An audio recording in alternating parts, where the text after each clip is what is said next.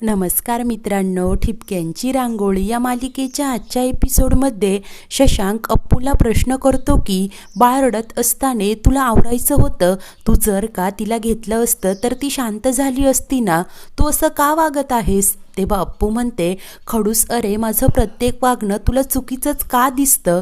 मी विचार करूनच हे सगळं केलं, कारण आता सुमीला बाळाची आणि बाळाला सुमीची सवय व्हायला हवी. मी याआधी जी चूक केली आहे ती मला परत करायची नाहीये. जेव्हा मी बाबाच्या घरी गेले ना, तेव्हा खऱ्या अर्थाने मला माझ्या चुकीची जाणीव झाली. जर का मी बाळ सुमीला दिलंय तर ते पूर्णपणे द्यायला हवं ना. असं बाळ रडत असलं की मी जाऊन शांत करायचे, त्याने बाळाला सुमीची सवय कशी होईल असं त्याला समजावून सांगत असते. शशांक म्हणतो, हो अगं, परंतु सुमीला असं वाटायला नको की बाळाला रडवत ठेवून तू तिची गंमत पाहते. अप्पू बोलते, खडूस अरे काय बोलतोय? मला असं बाळाला रडताना पाहून काय मजा येईल का? मी जेव्हा बाळाला इथून रडवत पाठवलं तेव्हा मलाही त्रास झाला अरे, परंतु तो त्रास मी सहन केला, कारण मला सुमी आणि बाळामधलं बॉन्डिंग वाढवायचं आहे. जर का मी बाजूला झाले ना तरच निखिलदादा आणि सुमी खऱ्या अर्थाने बाळाचे आई बाबा होऊ शकतील, असं आता शशांकला सांगत असते. आणि हे सर्व काही विठू आता बाहेरच उभं राहून ऐकत असतो. अप्पू पुढे म्हणते की खडूस अरे, आत्ता आपल्याला त्रास होईल, परंतु हे सगळं मी सुमीच्या आणि बाळाच्या भल्यासाठीच करत आहे. पुढे सगळे दिवस चांगले जातील अरे, आत्ता थोडा त्रास सहन करायला नको का? तर हे सगळं बोलणं ऐकून विठू मनाशी विचार करतो, ही मुलगी तिच्या वागण्याने सगळ्यांना आश्चर्याचे धक्के देणं काही बंदच करत नाहीये. दादा, तुमचा विश्वास सार्थ ठरलाय. तर इकडे ओसरीत आता मी खाली येऊन सुवाला सांगते की मी कसं बसं तिला शांत केलंय, परंतु अप्पू असं का वागली? मी जाऊन तिला तिच्या या वागण्याचा जाब विचारणार आहे. तेव्हाच विठू तिथे येतो आणि चिडूनच म्हणतो की अप्पूला कुठलाही जाब विचारण्याची गरज नाहीये सुमी, ती असं का वागली ना हे समजून घेण्याची तुझी कुवतच नाहीये. माई विठूला शांत करत म्हणतात की जाऊ द्यात विठू भाऊजी, निदान आजच्या दिवशी तरी सुमीला काही बोलू नका. तर विठू सुमीला म्हणतो की अगं, अप्पूने बाळाला घ्यायला नकार दिला कारण तुमच्या दोघींमधलं भावनिक बंध तिला वाढवायचे होते. जर का उद्या सासरी गेलीस आणि तिथे बाळ रडायला लागलं तर काय करशील? तुला बाळाला सांभाळता यावं म्हणूनच तिने हे असं केलं, असं सर्व काही आता विठू सांगत असतो. तर सुवा देखील चिडूनच म्हणते की पण ना, तू आणि सुमी दोघीही पालथ्या घड्यावर पाणी आहात. विठू म्हणतो की बाळाला असं रडत पाठवताना अप्पूला देखील त्रास झाला, परंतु तिने स्वतःच्या काळजावर दगड ठेवला. तर कुकी बोलतो की अगं सुमे, आपण कानिटकर आहोत, परंतु या नावाला ना अप्पू जास्त जपते. मला अप्पूचा, माझ्या सुनेचा सार्थ अभिमान आहे. तेव्हा आता सुमीला तिच्या चुकीची पूर्णपणे जाणीव झालेली असते.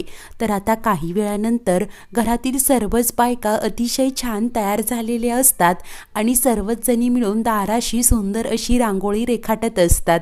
तितक्यात अप्पू देखील छान तयार होऊन तिकडे येते आणि सगळीकडे कौतुकाने पाहत असते. तेव्हा आता रांगोळीत रंग भरत असतात. अप्पू म्हणते की माई बस आता, यापुढची रांगोळी ना मी काढते. तेव्हा सुवा म्हणते, अप्पू अगं, इतकी छान तयार होऊन आली आहेस, उगीच कशाला रंगात हात भरवतेस? आणि साडीला लागले म्हणजे साडी खराब होईल. तेव्हा अप्पू म्हणते, अगं सुवा आई, साडी खराब झाली तर धुता येईल, परंतु हे मला परत करता येईल का? मानसी हसतच म्हणते, होय, आणि तसंही आपल्या चिमुकलीचं बारसं थोडीच रोज रोज होणार आहे. आता शशांक देखील मागे उभा असतो. अप्पू माईंना सांगते की मला असं वाटतं की आपण कानिटकरना या ठिपक्यांच्या रांगोळीसारखे आहोत, एकमेकांशी जोडले गेलेले. तेव्हा प्राची म्हणते, आणि कलरफुल सुद्धा. पुढे अप्पू म्हणते की या रांगोळीसारखे ना आपल्या सगळ्यांचेच वेगवेगळे रंग आहेत. जर का हे सगळे रंग एकच असते तर आपलं लाईफ आणि ही रांगोळी सुद्धा बोरिंग झाली नसती का? ऐकून सुवा खुश होत म्हणते की अप्पू अगं, बोलता बोलता तू तर जगण्याचं सार सांगितलं. अप्पू म्हणते, ते मला माहिती नाही, परंतु बाबाने माझं लग्न खडूसशी लावलं, मी इथे आले, मी खूप लकी आहे. माई म्हणतात, अगं नशीबवान तर आम्ही आहोत की तू आमची सून आहेस. तेव्हा आता सुवा मुद्दाम बोलते की परंतु हिने ना एक गोष्ट पुन्हा आपल्याला न सांगता केली आहे. ते ऐकून अप्पू आणि शशांक जरा दचकतात. तर सुवा हसतच म्हणते की ही सून म्हणून या घरात आली, परंतु आपली मुलगी झाली. तेव्हा अप्पू म्हणते या सून कम मुलगीची एक इच्छा आहे की आज विठूबाबा गाणं गाणार. तेव्हा माई होकार देतात, परंतु सुवा मात्र अप्पूला अडवत असते. अप्पू मात्र रुसूनच बोलते की ठीक आहे, आता परत म्हणायचं नाही की अप्पू माग तुला काय मागायचंय ते.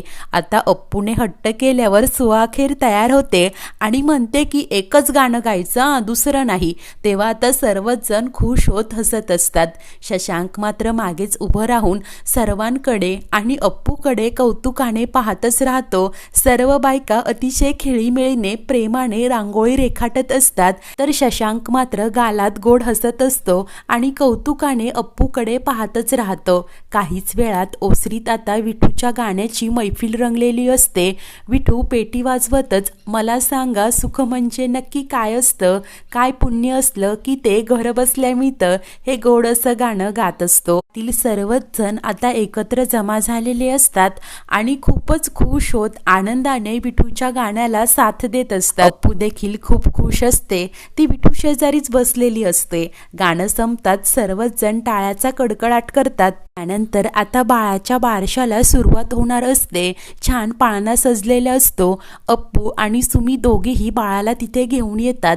तर आता दादा मात्र शशांकला काहीतरी आणायला सांगतात आणि लगेच ती भेट अप्पूकडे देतात. अप्पू पेटी उघडून पाहते तर त्यात छानसा सोन्याचा नेकलेस असतो. ते पाहून अप्पू म्हणते दादा काका अरे हे काय आहे, आणि दिलंय तर मला एकटीला का दिलत, सुमीला का नाही, आज तिच्या बाळाचं बारसं आहे ना. तेव्हा सुमी खुश होत म्हणते की अप्पू अगं तू तर मला इतका मोठा दागिना दिला आहेस, आई होण्याचा मान दिलाय, आता मला आणखी काहीही नकोय. इतक्यात डॉक्टर कौशिक व सारिका आत्या देखील बारशासाठी आलेले असतात. तर आता डॉक्टर कौशिक विचारतात पण बाळाचं नाव काय ठेवायचं. तेव्हा अप्पू म्हणते मनस्विनी, तर सुमी म्हणते तेजस्विनी, आणि दोघीही आश्चर्याने एकमेकींकडे पाहू लागतात. जण आता अवाक होत पाहू लागतात. तर सुमी सांगते की अप्पू तुला तेजस्विनी नाव आवडलं होतं ना, मग बाळाचं नाव तेच ठेवायचं. तर अप्पू म्हणते सुमी अगं बाळ तुझं आहे, तुझ्या आवडीचं नाव ठेवायचं. तेव्हा शशांक म्हणतो प्लीज आता यावरनं भांडू नका. दादा सांगतात आपण एक काम करूयात, नावाच्या चिठ्ठ्या करूयात का. तेव्हा आता सगळ्यांनाच ही आयडिया आवडलेली असते. माई म्हणतात हे पुरे, आता आधी ओटी भरून घेऊ. अप्पू म्हणते की हो माई तू तयारी कर, मी चिठ्ठ्या करून आणते, आणि ती घाईनेच आत जाते. त्या चिठ्ठ्या घेऊन बाहेर येते. तेव्हा सुवा म्हणते बस आता तुझी ही ओटी भरायची आहे. अप्पू म्हणते माझी कशाला. तेव्हा सुवा प्रेमानेच म्हणते अगं माझ्या मुलीची सुनीकूस तुझ्यामुळेच तर भरलीये, तू सुद्धा आई आहेस, मान आहे तुझा तो. सुवा अप्पूचं काहीही ऐकून घेत नाही. अप्पू आणि सुमी दोघींसाठीही दोन पाठ मांडते. तर पन्ना आता हळदी कुंकू लावत अप्पू आणि सुमी दोघींचंही औक्षण करते. तर माई आणि सुवा प्रेमाने अप्पू आणि सुमीची ओटी भरतात. अप्पू लगेच माईंना नमस्कार करते. त्यानंतर माई म्हणतात चला आता बारशाला सुरुवात करूयात, आणि त्या बाळाला पाळण्यात ठेवतात. प्राचीला सांगतात की तू आत्या आहेस ना बाळाची, चल बाळाच्या कानात नाव सांग. त्यानंतर दादा आता नावाची एक चिठ्ठी काढतात.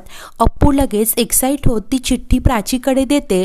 पन्ना सांगते नाव सांगू नकोस, आधी बाळाच्या कानात सांगायचं आणि नंतर सगळ्यांना सांग. प्राची आता जाऊन बाळाच्या कानात नाव सांगते आणि कुर करते. तर अप्पू आणि सुमी मात्र तिला वरनं फटके देतात आणि हा आत्याचा मान आहे असं सांगत असतात. तर आता सर्वच जण उत्सुकतेने बाळाचं नाव काय आहे असं विचारतात. तेव्हा प्राची सर्वांना चिठ्ठी दाखवत म्हणते की बाळाचं नाव आहे मनस्विनी. तर अप्पू प्रेमाने सुमीला म्हणते की मी म्हणाले होते ना तुझ्या बाळाचं नाव तुझ्या आवडीचंच ठेवायचं, I am so happy for you. आणि सर्वच जण आता एकमेकांना प्रेमाने भेटत गप्पा मारत असतात. तेव्हाच दादा आता त्या वाटीत असलेली दुसरी चिठ्ठी उघडून पाहतात. त्या चिठ्ठीत देखील मनस्विनी हेच नाव असतं. तेव्हा दादा आता कौतुकाने अप्पूकडे पाहत राहतात. दादा आता शशांकला बाजूला घेत ती चिठ्ठी दाखवतात आणि सांगतात की सुमीला बाळाचं हेच नाव आवडत होतं ना, म्हणून अप्पू तिच्यासाठी हरली. हे नाव फक्त आपली अपूर्वा सुरुवातच करू शकते. दुसऱ्याच्या आनंदासाठी ना काहीही करेल ही मुलगी. त्याच्या आनंदासाठी स्वतःच्या आनंदाची सुखाची आहुती देईल ही मुलगी. तेव्हा शशांक म्हणतो, होय दादा, खरी कानिटकर तर अपूर्व आहे. आपल्या घराचा वारसा जर कुणी पुढे चालवणार असेल ना तर ती अपूर्व आहे, मी नाही. दादा म्हणतात, होय अगदी माझ्या मनातलं बोललात. तर सुवा म्हणते, आता गप्पा पुरे, चला एक छान फोटो काढूयात. आणि सर्वच जण एकत्र येत आता ठिपक्यांच्या रांगोळीतला हा अखेरचा शेवटचा सेल्फी क्लिक करतात. सोमवारपासून पाहत रहा लक्ष्मीच्या पावलांनी ही नवी मालिका. धन्यवाद.